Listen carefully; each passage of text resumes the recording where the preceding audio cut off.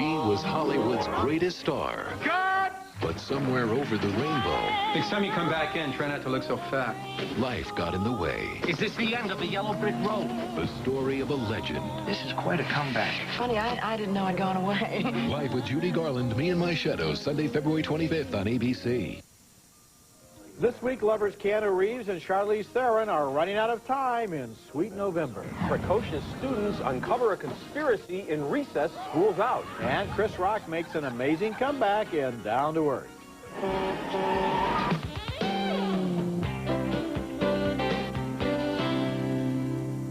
You live in a box. I could lift the lid, let some light in. If you want my help, it will require a commitment on your part. Keanu Reeves discovers that Charlize Theron wants to have a month-long love affair in Sweet November, one of 5 new movies we'll review this week. I'm Richard Roeper, columnist for the Chicago Sun-Times. And I'm Roger Ebert, film critic of the Chicago Sun-Times. Sweet November is a remake of a 1968 film starring Sandy Dennis and Anthony Newley, and time has not been kind to this labored parable. The movie strains to make a romantic comedy out of pathetic and unbelievable characters, a conceited advertising man and a beautiful woman who has her own sad reason for limiting every love affair to exactly 30 days. Do I smell new female friend? What makes you say that? You don't return my phone calls. Come on, there's estrogen in the air. Don't insult me. I got a life. Come on, who is she?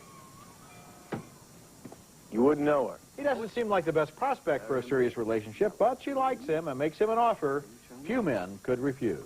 You must be November. I must be November. Jason Isaacs plays the obligatory gay best friend, always necessary to keep her secrets and help her out when she wants to hide from the world. In formulas like this, the gays do all the work and never get to have any of the fun. Very, pink flamingos. Oh, my God. Sweetheart, he says it look like divine. Oh, that's awful. Oh, although you could lose a few pounds. Stop it. Brandy, this is Nelson. Nelson, this is Brandy. Hi. Oh, he is handsome. Put it back in your pants. Now, this woman has a secret, which is known to anyone who's seen the first movie or read this movie's publicity. She has one of those movie diseases where the sicker you get, the more beautiful you look. I call it Ali McGraw's disease.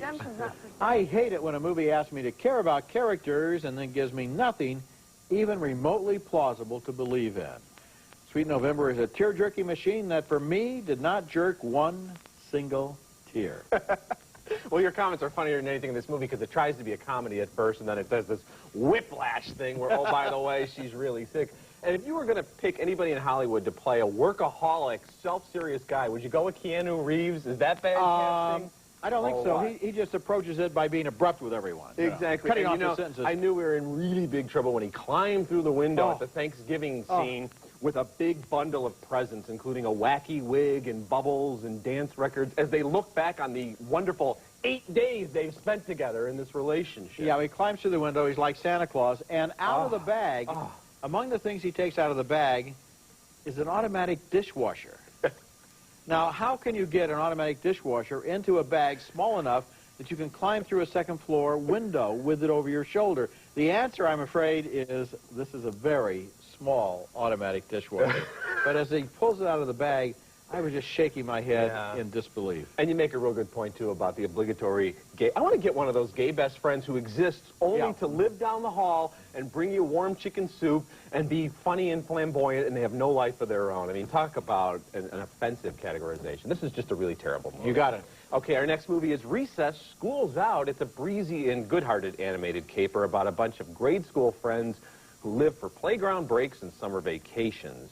Their leader is T.J. Detweiler, voiced by Andy Lawrence, and he's the only one of the group who isn't going off to baseball camp or space camp or theater camp or some kind of camp.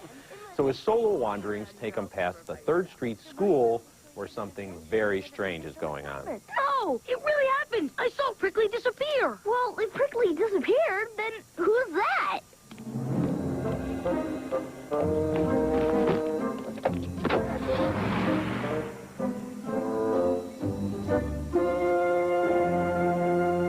Guys, let's get back to camp. Eventually, TJ strikes up an unlikely alliance with Principal Prickly, voiced by Dabney Coleman, as they battle Prickly's old rival, Benedict, who's trying to eliminate summer vacations by altering the world's weather patterns. Hey, how did you get those keys? Swiped them off William's desk when he wasn't looking. Now, come on. We've got a summer vacation to save. Even if you've never seen the Disney television series on which this movie is based, the film does a nice job of introducing the characters and then plunging us into the fast-moving story.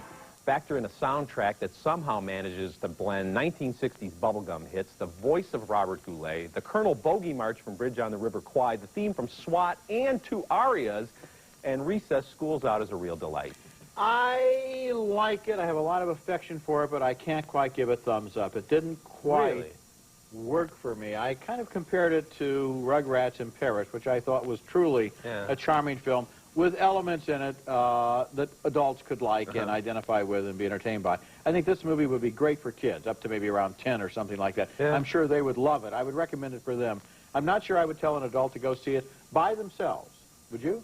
So that, yeah, actually, I think you can. I'm an adult who went by himself, and I enjoyed it. And I would say yes. So you liked it, you had affection for it, but you're not recommending it. Yeah, it didn't. No, because it seemed to me that it was more limited in terms of the way it really reached into its characters and into the cultural references, as opposed to Rugrats. Oh, come on, it had flashbacks. How many times do you get flashbacks in a cartoon like that that show you these middle-aged characters as hippies, and they're using the real music, which I liked as well, too. You know, this bubblegum pop stuff. They're using the actual recordings, which I thought worked really well. And you got actors like Dabney Coleman and James Woods who add a lot of layers. You make a persuasive case, although I think that I've seen flashbacks in a lot of cartoons. I really think I have, but I haven't really counted. Well, not to the 1960s, though. That was my point. All right, coming up later, Liv Ullmann directs Faithless from a confessional screenplay by Ingmar Bergman. Coming up next, Chris Rock goes to heaven and then comes back down to earth. Your body's gone. But we can put you in another person's body as long as no one knows he's dead yet. Lance Barton. What is this place? This is heaven. Ah, heaven. I've had this dream before. Hey, I said no. Go to hell. That's Chris Rock on his way to heaven and down to earth, but it turns out heaven made a mistake, and he was taken up there prematurely, so he's returned to earth, and if that sounds familiar, it's because this is a remake of Heaven Can Wait, the 1978 Warren Beatty film. After complaining to the head angel, who was named Mr. King and played by Chaz Palminteri, Rock is returned to earth where he inspects his new body. Mr. Wellington, please don't get up. Damn, he's dead. Yep. Nice bed, though. So if I take his body, I'm going to look like that, right? Well, I can't go to the Apollo in that body. How am I supposed to get laughs looking like him? Come on, he looks funny to me. Once he occupies the body, he looks like a 60-ish white millionaire to everybody else in the movie, but he looks like Chris Rock to us in the audience. He falls in love with a community activist played by Regina King, but the movie loses lots of opportunities for humor because it never really deals with the way he must look to her. Hey, Santi, Charles Wellington again. You haven't called me. You know, I was just wondering if we can get together, catch a movie, play something. Hey, Santi, Charles Wellington. Are you there? I know you're there! I know you're there! I got the phone, I know you're there! Chris Rock is a bright and funny man, but Down to Earth is not a bright and funny movie. Starting next week, both of you get a 200% raise. Are you happy? I'm ecstatic. It never really addresses the actual situation, and it gets bogged down instead in subplots about the millionaire's unfaithful wife, who I kind of like, as an actress anyway, and his cheating employees. And it expects Regina King to make an emotional U-turn with this old white guy that up until now she has always hated. I don't expect plausibility, but I at least expect the movie to play fair with its own premise. Chris Rock says his success has given him the freedom to choose his projects. If Down to Earth is an example of the choices he's making, maybe he should go back to being a hired gun. Yeah, you're absolutely right. You know, Chris Rock is a guy who in his stand-up material is so smart, and he's got a lot of serious things to say in a real funny way, and then he's in this lame braid, kind of half-hearted effort. I mean, you pinpointed that they don't really try that hard to keep all the plot elements together. In Heaven Can Wait with Warren Beatty and Julie Christie, the side characters who were trying to murder the millionaire remain a part of the plot. Charles Grodin, I think Diane Cannon were in that movie, and they were so good and funny. In this movie, they just sort of, the side characters just kind of fall apart. And you're right, they never really talk about what her real reaction would be to this. They call him a middle-aged white guy, but we get glimpses of him. He looks like he's about 100 years old. And that's the whole joke of it, like, oh, it's a black character within a white guy. But we don't see him. We see him always as Chris Rock. And, you know, Chris Rock is a lot of things, but I don't think he's leading man material. And it just really falls flat. No, I think he could be leading man material, in the right material, of course. But here, the problem is that the basic premise, I'm Chris Rock and I'm inside the 60-year-old white guy, is where all the comedy should come from. That's what's funny. And they completely try to avoid that, probably because Chris Rock is where they have all their money, and so they want him on the screen all the time. But as long as the millionaire looks like Chris Rock, where's the joke? Then why do this movie that's you know, a remake of such a fine film, and instead they just make him a stand-up comedian? Well, that's a real stretch. Okay, coming up next, deceit and passion threaten a family's happiness in Faithless.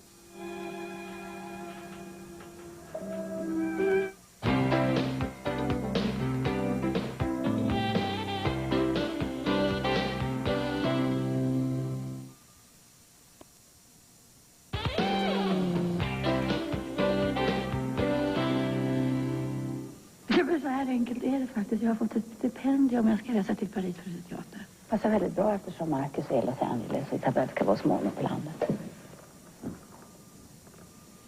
Och du, min David. Åker som av en händelse. En slump. Sinkade ut till Paris för att träffa någon scenograf eller något annat viktigt. A married actress outlines a deceptively simple game plan for an affair with her husband's best friend in Faithless, a devastating examination of adultery written by the peerless Ingmar Bergman and directed by Liv Ullmann. The wondrous Lena Andre plays Marianne, who has a caring and accomplished husband, a beautiful daughter, and a thriving career, yet she's mysteriously willing to risk everything for the swirling chaos of infidelity. Here she almost flaunts her intentions to her husband Marcus, played by Thomas Hansen. David är ju faktiskt en väldigt attraktiv man. Det gör inte aldrig. Du och David.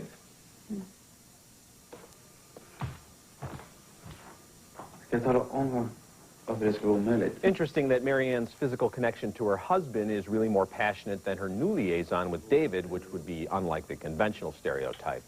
But Faithless is infinitely more textured and wise than most movies about love triangles. When Marcus confronts his wife and friend, the room is almost spinning with emotions, spoken and otherwise. Vill ni veta sanningen? Va? Ja, om du anser det nödvändigt så blir det gärna veta sanningen. Jag kände till ert förhållande. Eller vad fan det här ska kallas. Redan före Parisresan. Jag hade nämligen fått ett ganska intressant brev från en av dina kollegor, Marianne. Ja, vem kan väl göra detsamma? That's Christer Henriksen as David. Faithless is told through the eyes of an aged director named Bergman, played by Erland Josefsson, who is writing his memoirs with the help of an actress who becomes the image of Marianne in his memories. For Bergman is actually David, still haunted by the affair after all these years.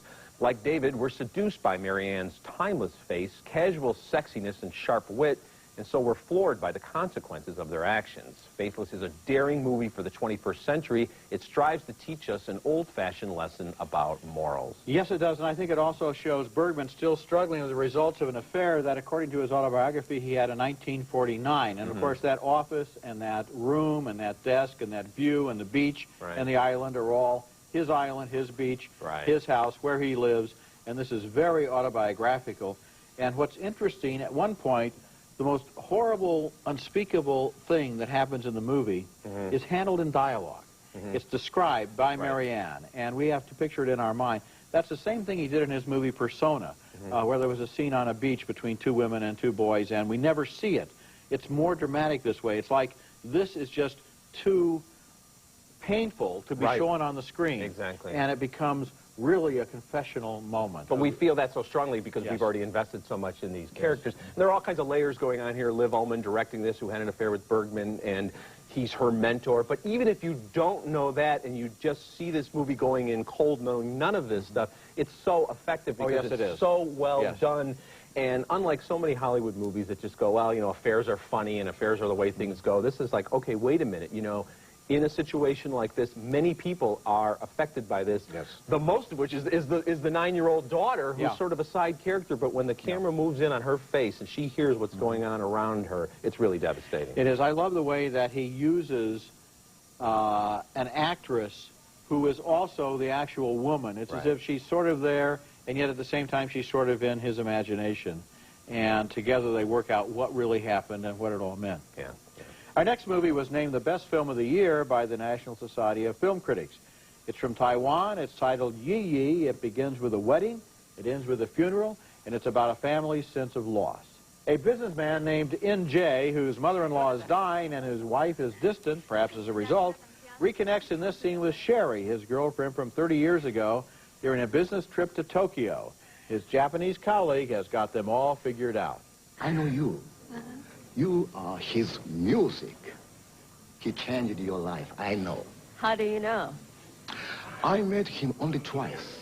I already know everything. Very easy. Okay. Back home in Taipei, we meet NJ's children. Ting Ting, his teenage daughter, is torn because she's fallen in love with Fatty, her best friend's boyfriend.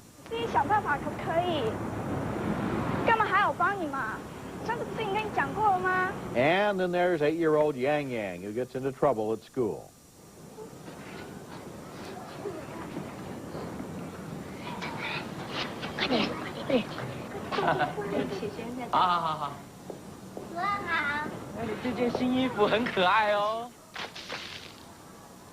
Yang Yang's simple but observant questions about life provide a counterpoint to the murky emotional turmoil of the adults. 爸比，我们是不是只能知道一半的事情呢？你在问什么？爸比听不懂。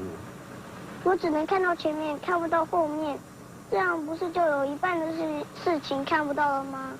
Yi Yi starts at the middle of things as a jilted woman throws a tantrum at a wedding, and it takes a while to figure out who all the characters are, but by the end of the film, we know them very well. The film is set in Taiwan, but this could be an American family doing well in material things, but haunted by the sense that something important has been misplaced in their lives. The director, Edward Yang, sometimes puts his characters in sterile urban wastelands, showing them alone in hotel rooms or behind glass, cut off from society. It would be depressing if little Yang Yang didn't provide so much humor and affirmation for the future. Yi Yi really grew on me. I think it's a great movie, and you're right, it's a lot of universal things, although it's always specific to the culture. I love when the two businessmen from different countries get together and they have to speak English as a common language, which kind of makes a forced politeness as they're talking about some very serious things. But there are 6 or 8 different stories running through this movie, and I cared about all of them. Yeah. Each one of them was equally compelling, and there were surprises, there are laughs, and the movie goes on for 3 hours, and there's not a single wasted shot or wasted scene in this film. See a movie like this, it makes you realize sometimes how superficial the view of domestic life is in a lot of American Yeah, we films. saw a piece of junk called The Amati Girls a month ago that tried to tackle the same things and failed so miserably, where this film succeeds. Okay, coming up next, a Civil War epic from one of this year's Oscar-nominated directors is my video pick of the week.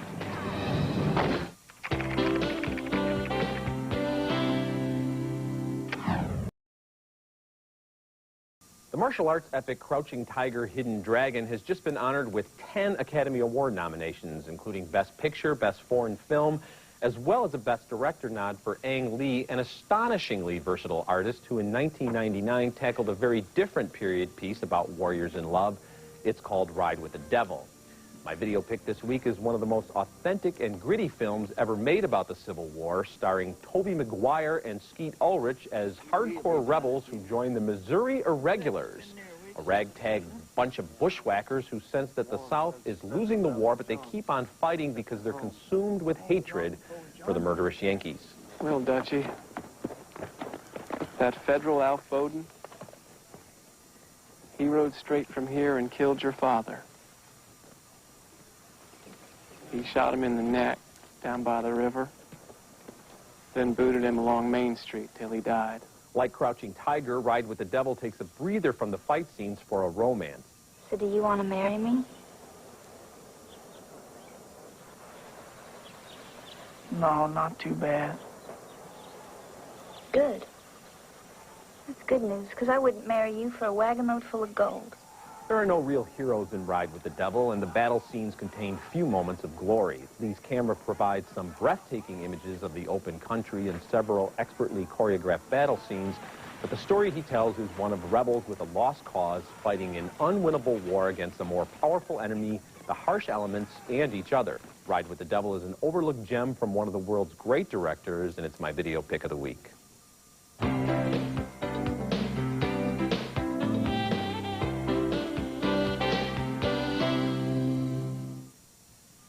Now let's take another look at the movies we reviewed on this week's show. 2 thumbs down for the sappy tearjerker Sweet November. A split decision for Recess School's Out, although I do recommend it for kids. 2 thumbs down for Down to Earth with Chris Rock. 2 big thumbs up, though, for Faithless, the powerful examination of infidelity. And finally, 2 more big thumbs up for Yi Yi, a touching slice of life from Taiwan. And so those 2 foreign films are among the best films I've seen, not only this year, but let's say... They'll hold up as the year goes on, or it'll be the best year in the history of films. And if you have a choice between Sweet November and Down to Earth, get back in your car and go home.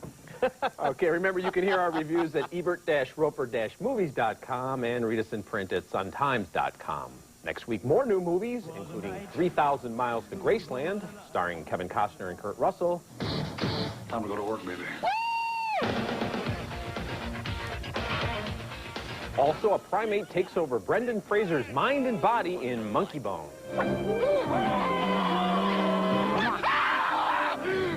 Hiya, boss. That's next week, and until then, the balcony is closed.